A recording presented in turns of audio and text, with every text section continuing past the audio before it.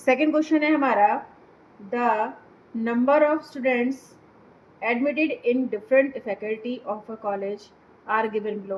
तो यहाँ पर फैकल्टी दिखाई गई है जो साइंस की फैकल्टी है, और जो साइंस की फैकल्टी है उसमें नंबर ऑफ स्टूडेंट्स 1000 है, और आर्ट्स के जो स्टूडेंट्स हैं वो 1200 हैं, कॉमर्स के 650 हैं, और लॉ के 450 हैं, और एजुकेशन के 300 हैं।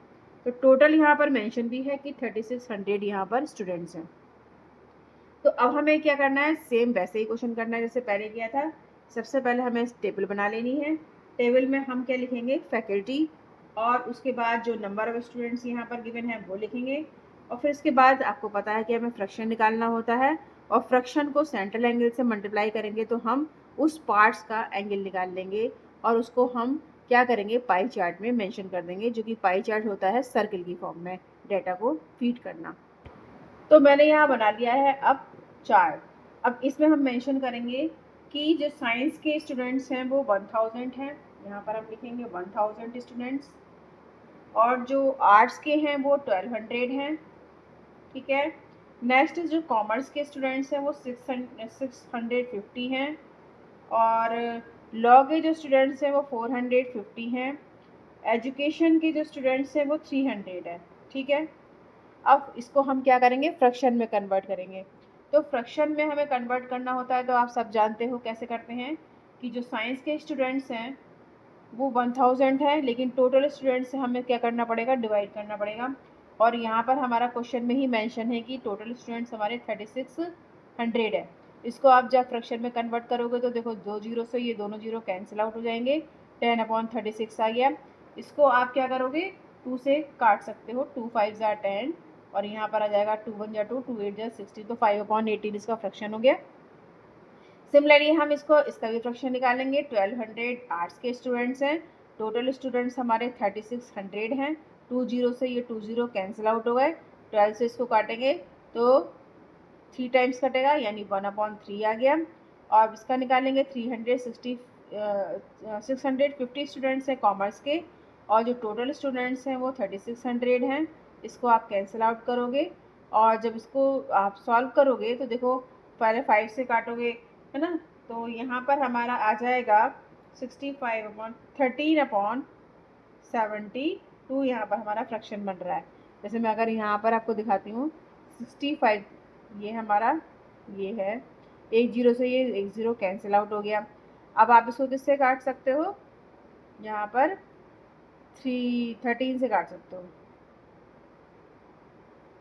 5 से काट सकते हो।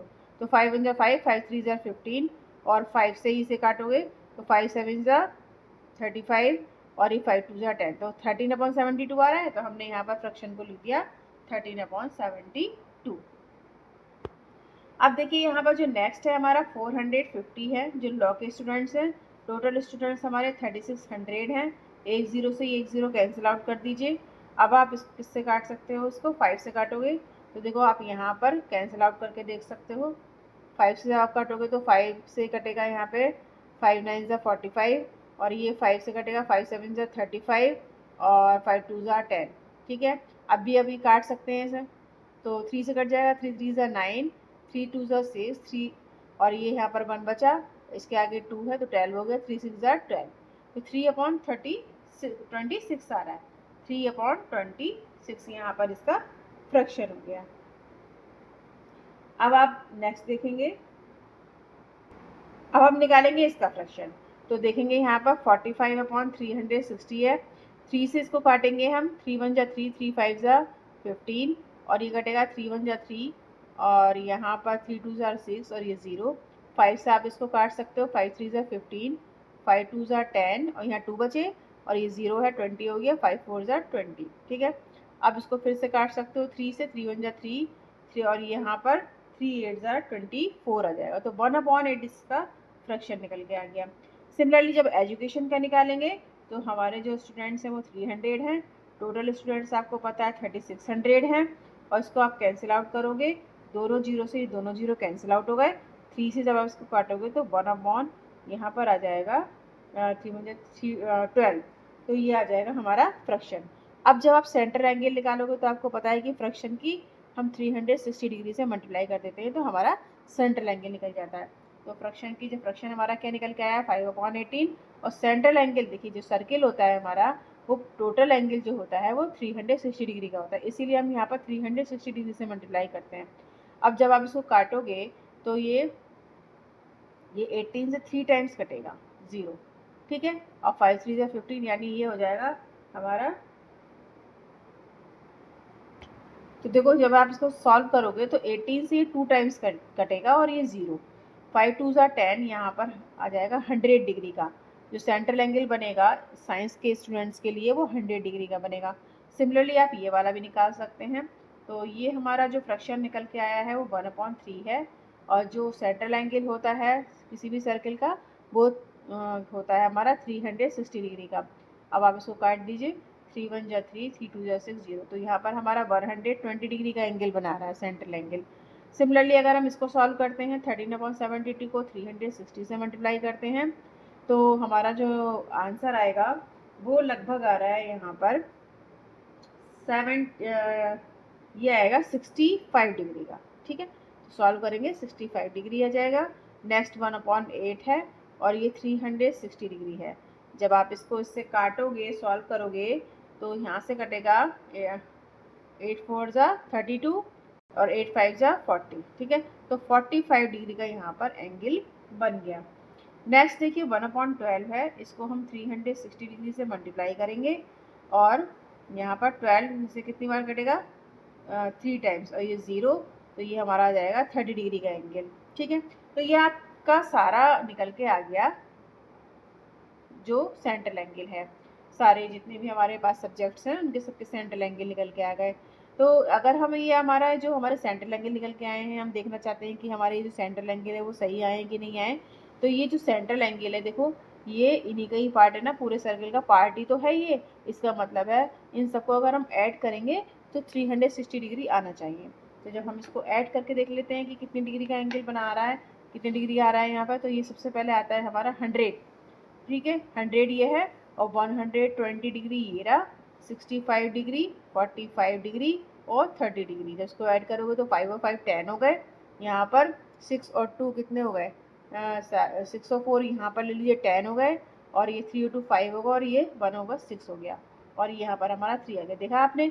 तो यहाँ पर इसका 360 डिग्री ही आ रहा है। इसका मतलब जो हमारे ये पार्ट्स में डिवाइड हुआ है एंगल, वो बिल्कुल करेक्ट है। अब इनको हम क्या करेंगे, सर्किल पर मेंशन कर देंगे, वही हमारा पाई चार्ट हो जाएगा। तो अब हम क्या करते हैं, अपने डिवाइडर की हेल्प से या प्रकार की हेल्प से हम इसको क्या कर लेते हैं, एक सर्किल ड्रॉ कर लेते हैं। अब यहाँ पर हमें बनाना है 100 डिग्री का एंगल।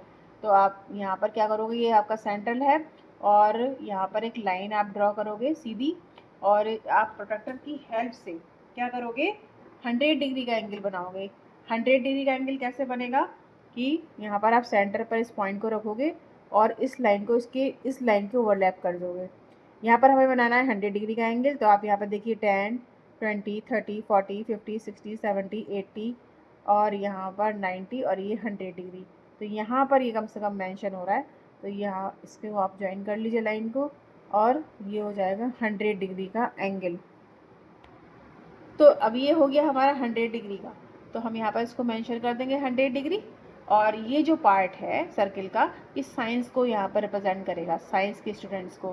तो यहाँ पर हम लिख देंगे साइंस, ठीक है।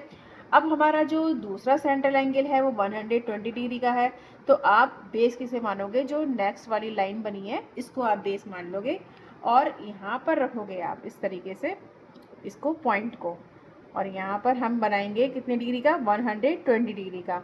तो 120 डिग्री यहाँ पर देखिए, ये 90 डिग्री तो सीधा बन रहा है, और ये 100, ये 110, ये 120, तो सीधा कर लीजिए।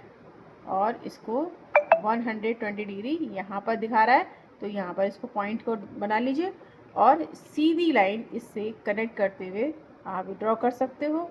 तो ये हमारा हो जाएगा 120 डिग्री का एंगल, ठीक है।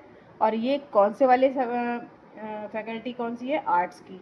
तो जो यहाँ पर ही है आर्ट्स, यहाँ पर मेंशन कर देंगे 120 डिग्री को। अब आता है नेक्स्ट हमारा 65 डिग्री। तो फिर 65 डिग्री हम बनाएंगे नेक्स्ट लाइन से, जो अभी हमारी न्यू लाइन बनी है। और इसको किस तरीके से बनाएंगे, इसको हम उल्टा कर देंगे और इस डॉट को इस पॉइंट पर रखेंगे, ये वाला डॉट इस पॉइंट पर आना चाहिए और ये जो लाइन है ये इसके ऊपर ओवरलैप करनी चाहिए। और ये जो हमें 60 डिग्री का एंगल बनाना है, तो अब आप देखोगे यहाँ से ये 10 है, 20, 30, 40, 50 और ये 60, तो यहाँ पर बन रहा है और इसको हम यहाँ पर ज्वाइन कर लेंगे। ये है हमारा ज्वाइन करने का काम, ये देखिए। तो ये हो गया हमारा 100, ये हो गया हमारा 120 तक हो गया, 65 डिग्री का एंगल ये बन गया। ठीक है, अब हमें बनाना है 45 डिग्री। तो हमारी न्यू लाइन ये वाली है। अब इससे हम बनाएंगे। तो आप इसको अपने प्रोटेक्टर को इस तरीके से रखोगे और इस लाइन के ऊपर इसको ओवरलैप करते हुए रखोगे और इस पॉइंट से इस पॉइंट को मिलाओगे और यहाँ से हमें बनाना है 45 डिग्री का। तो यहाँ पे ये 10 है, 20, 30, 40 और ये मिड में ले लेंगे 45 डिग्री। तो ये हो जाएगा हमारा 45 डिग्री का एंगल। ठीक है, ये हो गया हमारा 45 डिग्री का एंगल और इसको हम मेंशन कर देंगे 45 डिग्री।